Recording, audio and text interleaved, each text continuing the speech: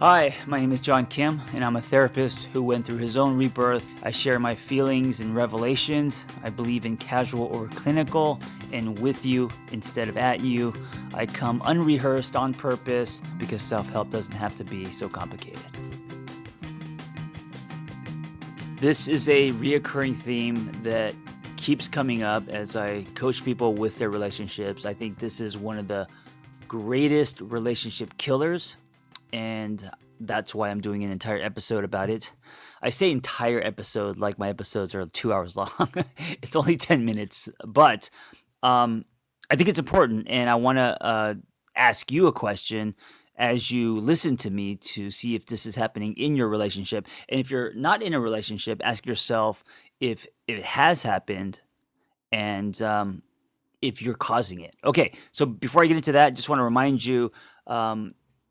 People wanted me to send international text because right now my texting service, not right now, it was just the US, but now it is international. And I also switched to a bigger platform so I could text longer messages instead of 3 sentences. So the shit's legit. And come over if you're not. Just go to theangrytherapist.com if you want to subscribe. And I will be texting you 5 days a week, reminders. Well, you know. Okay, so here it is. Most people do life around their partner or at their partner, not with their partner. So let me explain this. I just posted this on Instagram. So what does doing your life at or around your partner look like? And let me give you some examples real quick.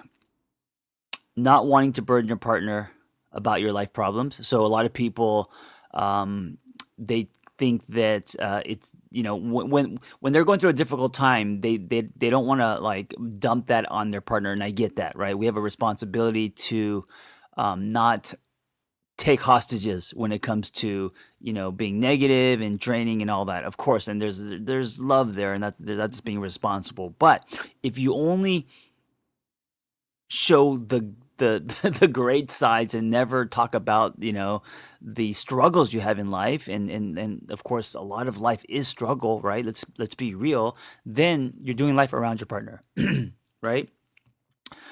And when you're doing life around your partner, you're not showing them all of you and everything you're going through. You're showing them parts of you.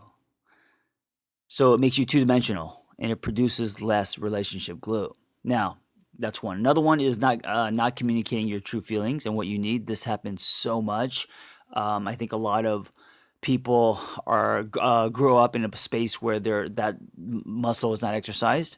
Maybe in their upbringing, they weren't encouraged to communicate their feelings. Maybe, generally speaking, a lot of men don't express themselves, and this is partly due to society definitions of man.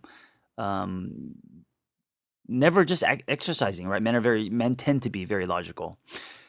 Next one, allowing yourself to form connections with other people because there's drift in the relationship. Now, listen, you're going to be you're going to find other people attractive. Period. Like they'll, and if you think you're not, you're nuts because there's billions of people on this planet, and you may appreciate someone's humor or brain or talent. I mean, think about it. Like, you have crushes on movie stars and musicians and all of that. And that's normal. That's natural. That's very different than allowing yourself to form a connection, an emotional connection, or obviously a physical connection.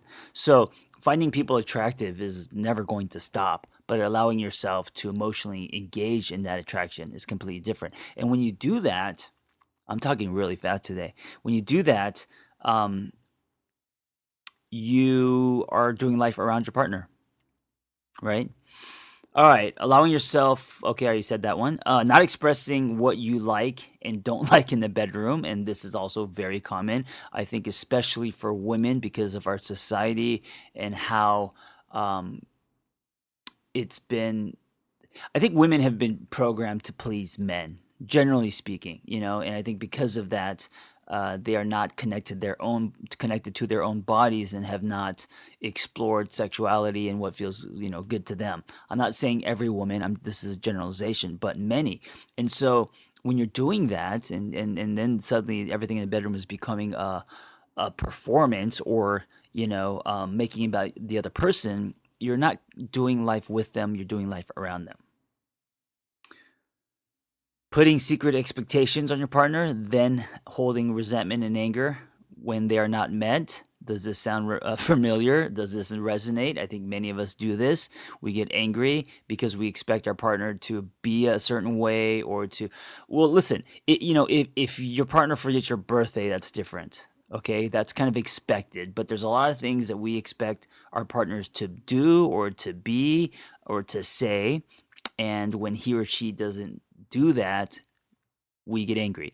And so it's important to communicate what you expect, and you don't have to, be a dick about it, but communicate what you expect from your partner, so you're not, falling off of these expectation cliffs, and then suddenly you're angry, and then your partner has no idea why. And then you'll probably be like, "Well, you should know why." And then it's like, "No, I can't read your mind," and then that becomes a fight. All right. Not being your true authentic self around your partner, believe it or not, a lot of people aren't. We are very solid with our children. What I mean by that is being in our solid state. I talk about solid and pseudo a lot.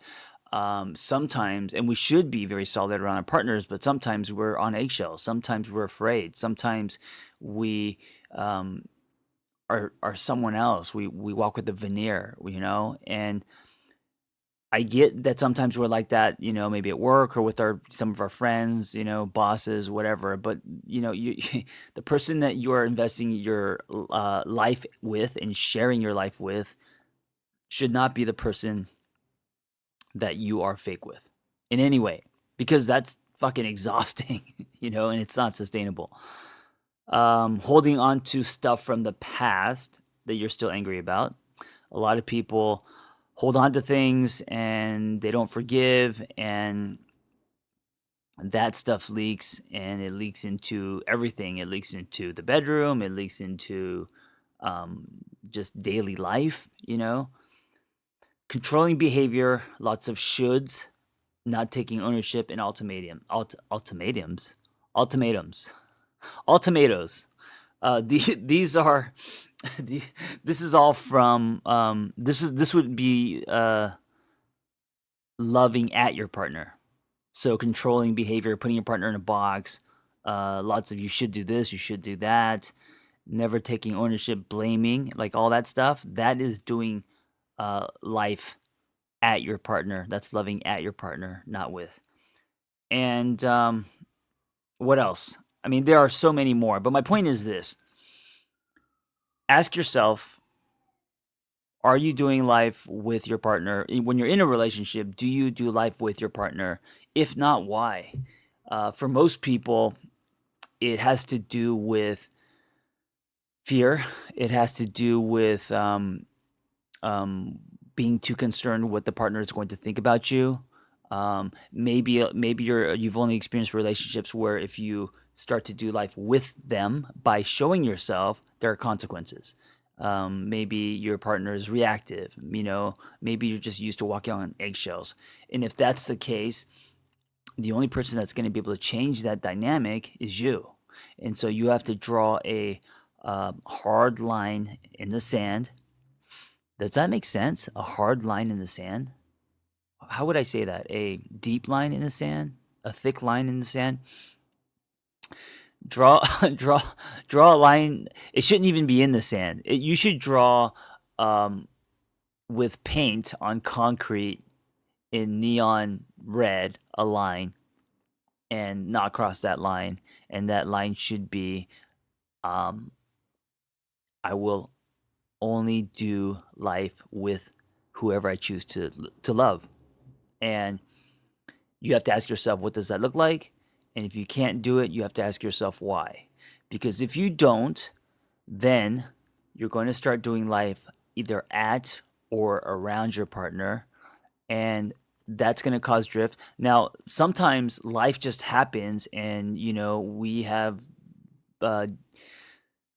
careers, and we have children to raise, and we have life transitions and all of this stuff. And so, of course, there's the natural drift. But this is why relationships take work. I think a lot of people think that just because they are attracted to someone, or that they have, built a life with someone, that it's just gonna everything's gonna fall into place. And unfortunately, that's not how relationships work. It's like riding a bike, where if you stop pedaling, and by pedaling I mean working on your relationship, and by working on your relationship I also mean working on yourself, the bike will not go. And it's not okay. Let me just man, I don't want to depress you, but it's not just pedaling a bike, but it's pedaling a bike uphill. You're going uphill. That's what it takes to build that's how hard it is, because when you're in a relationship, so much shit comes up, and you have to, own stuff and look at things that, are really hard to look at. So if you allow life to happen, and you realize that you are doing life around or at your partner, or if you are in a relationship that is maybe toxic or unsafe, and that's why you are doing life around or at, or if you are someone who is very reactive, and you know that you're fast to anger, and you assassinate character, and you steamroll or whatever, and you're doing life at your partner, then you need to take responsibility for that. But if we have two people working on that, working on their own shit, and they're communicating, and they start doing life with each other instead of at or around, now we have something that has rich soil, that has potential, that can be sustainable. And this, I think, is the beginning. I think the beginning is telling yourself, and making it a non-negotiable, that you will no longer do life around people, because that shit didn't work the last time. And also, what kind of relationship is that going to be when people are walking on eggshells, and um, not fully showing themselves, not allowing themselves to be themselves? Now, it's not also in romantic relationships. I mean, I think that's one of the biggest life pies, right? It takes up a lot of our time. It's like work and love, but also our friendships and with our family. So I think you should start with your relationship, if you're in one, and then from there allow it to ripple out. I think that if you choose to do life with people instead of around or at, uh, you are going to it's going to force you to show yourself. And I think when you show yourself is when you're at your highest potential, in everything you do. So hopefully, listening to this today will get you to start thinking and start questioning. And I hope that you start to put action behind those thoughts and questions. Hey, before you go, if you like my ramblings and revelations and shares, I am now texting people directly to their phone. Just go to my website, theangrytherapist.com. If you want to subscribe, I'll be doing weekly text, 5 days a week, reminders, and also mindsets and exercises and challenges. And every week there will be a different theme, a different topic. So I hope to see you in your phone. And also, if you enjoy this conversation, I hope you help me spread the dialogue and help other people by sharing it. You never know what people need to hear. So if it's helped you, I hope you can help me help others. Thank you. Hey, if you have a passion to help others and want to become a life coach, or you just want to acquire tools to change your own life, learn more about our Catalyst Life Coaching Intensive. We are an evidence-based training program with an amazing, authentic, vibrant community, and we give lifetime support. Just go to my website, theangrytherapist.com, and click on Life Coach Training.